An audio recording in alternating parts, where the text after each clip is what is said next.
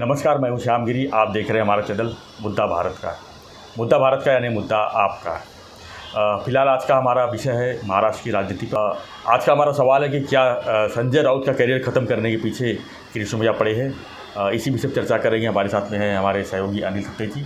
थत्ते जी, बताइए कि क्या किरीट सोमैया को जो है संजय राउत को पीछे पूरी तरह से लगा दिया गया था कि ताकि उनका करियर ही ख़त्म हो जाए? देखो, किरीट सोमैया ऐसा वफादार कुत्ता है कि जिसको आप छू करेंगे तो पीछे भा भा भा भा करके दौड़ेगा।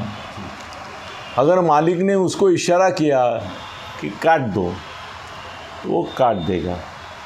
अब उसके गले का जो पट्टा है, उसकी जो चेन है, श्रृंखला, वो किसी के हाथ में है। किरीट सोमैया खाली सामने आपको दिखता है। किरीट सोमैया की अगर इतनी खुद की हैसियत होती कि वो इतना बड़ा होता, तो जब शिवसेना और बीजेपी की ये थी, तब शिवसेना ने बोला कि इसको टिकट मत दो, ये हमारे खिलाफ बोलता है लोकसभा चुनाव में। और बीजेपी में अगर उसकी हैसियत होती तो उसको टिकट दिया होता। उन्होंने बोलते थे शिवसेना का लेना देना नहीं है, हमारी पार्टी में किसको टिकट देना है हमारा सोच है, हम देंगे। उसको नहीं दिया। इसको दिया, उसके कॉरपोरेटर जो थे उनको दिया, इसको नहीं दिया। तो मतलब भारतीय जनता पक्ष में इसकी हैसियत ऐसी। वो देखो, दांडिया खेलने गए तुम्हारे अडवाणी साहब, वो छोड़ के कई साल तक तो उसका दूसरा कोई ये भी अचीवमेंट भी नहीं था। भाई दांडिया खेलने गए, यही एक अचीवमेंट। वो बार बार कहीं भी जाओ उसका वो दांडिया का ही फ़ोटो दिखाता था। बाद में ऐसा हो गया कि उसने उद्योगपतियों के, शेयर बाज़ार के, इसके अलग अलग ये निकालना शुरू किया, तो थोड़ा सा मीडिया का ध्यान उसकी ओर गया। पर बाद में मीडिया को ऐसा फ्रस्ट्रेशन आया कि ये ज़ोर शोर से जो प्रकरण निकालता है, थोड़े दिन के बाद छोड़ देता है।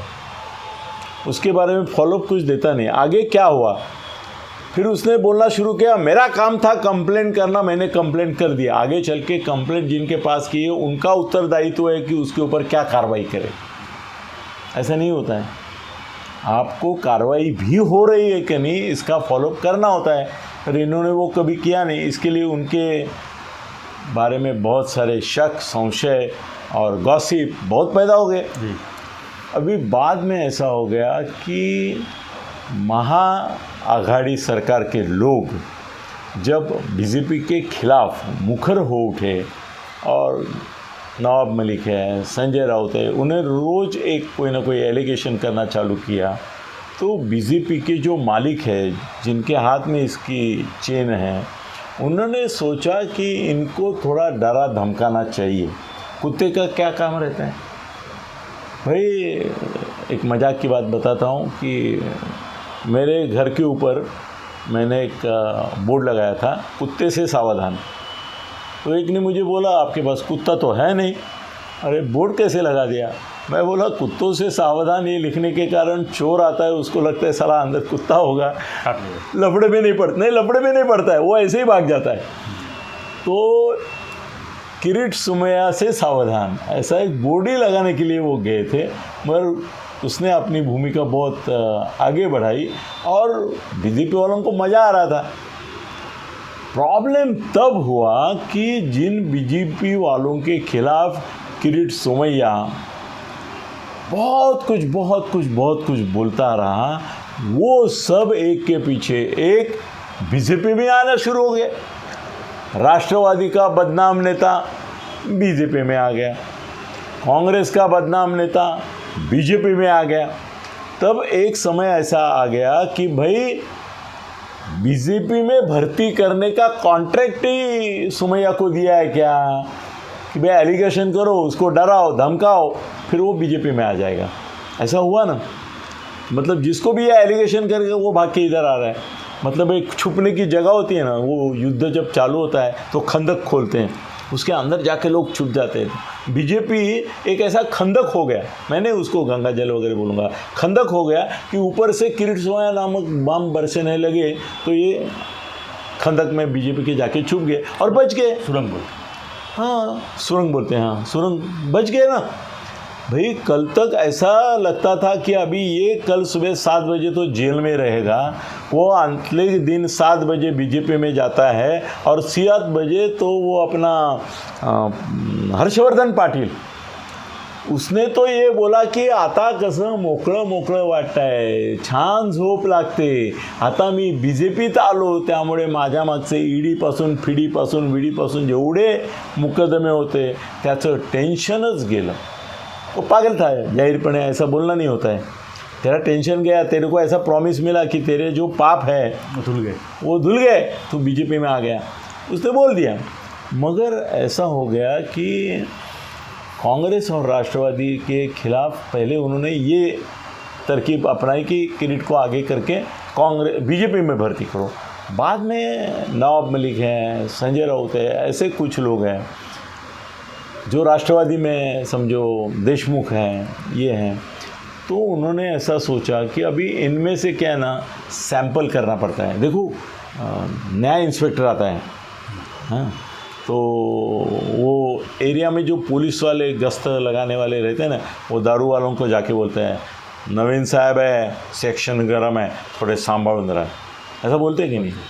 और नवीन साहब को भी हफ्ता ज़्यादा बढ़ाने के लिए, वसूल करने के लिए पहली चीज़ करनी पड़ती है, वो अपने पंटरों से पूछता है भाई यहाँ पे जिसके ऊपर हाथ डाला तो किसी मंत्री का फ़ोन नहीं आएगा, ऐसा लेडीज़ बार कौन सा है, जेंट्स बार कौन सा है, ऐसा होटल कौन सा है, ऐसा अड्डा कौन सा है।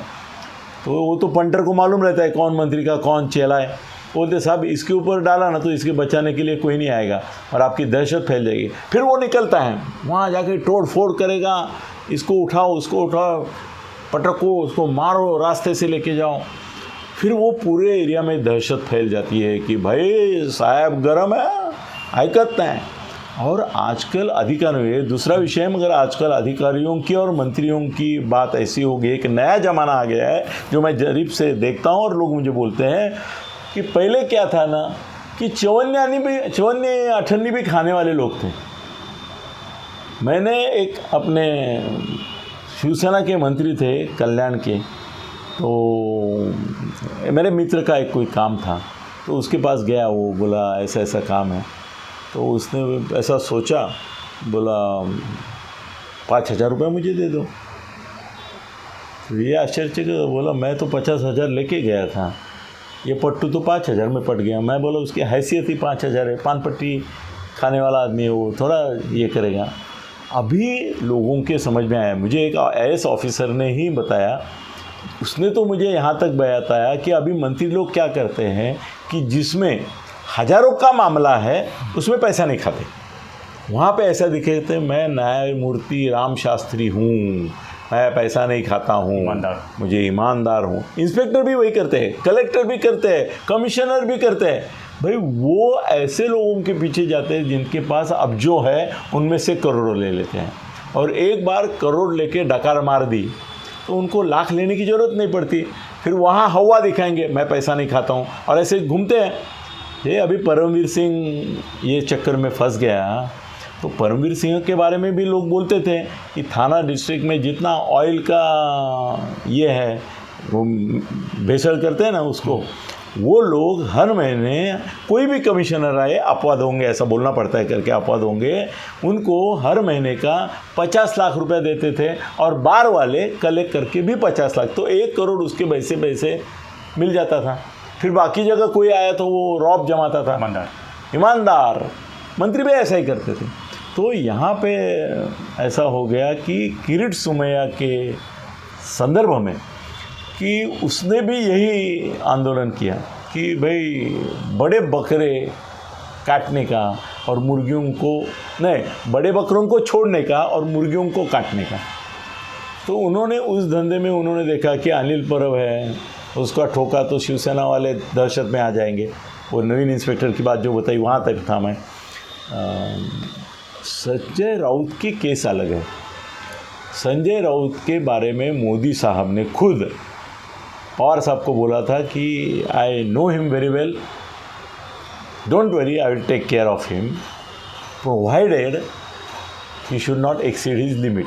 तो पवार साहब ने उसको बोल दिया, तेरे को अभी जेल में जाने का डर नहीं है, मोदी साहब ने मुझे बताया है, तो यू आर सेफ। उसके बाद संजय राउत को एक, देखो हर एक चीज़ की जीवन में लक्ष्मण रेखा होती है, जब भी लक्ष्मण रेखा क्रॉस करके सीता उस साइड में जाती है, वहाँ पे रावण रहता है। तो इसने, संजय राउत ने उसकी सीता को वो लक्ष्मण रेखा के परे ले गया है। अब पीरियड भी लेके जा रहा है, मगर वो अभी ऐसा है कि लक्ष्मण अभी तक वहाँ से निकला नहीं। आपको मालूम है ना, सीता का हरण तब हुआ जब उसने लक्ष्मण पे आरोप लगाया कि तुम मेरे को बुरी नज़र से देखते हो करके, राम के चिल्लाने के बाद, जो असल में राम ने, राक्षस चिल्ला रहा था, हे लक्ष्मण तुम जा नहीं रहे हो, तो बेचारा नाइलाज से गए। अभी इसका भी दिन आएगा। देखो हर कुत्ते का जैसे दिन होता है वैसे बुरे दिन भी आते हैं, तो एक दिन आएगा। ये किरीट सुमैया देखो धीरे धीरे अपने लोगों पे भी चलेगा ना। अभी सुब्रमण्यम स्वामी को ऐसे ही सिर पे लेके रखे थे, अभी सुब्रमण्यम स्वामी सबसे बड़ा मोदी द्वेष्टा हो गया।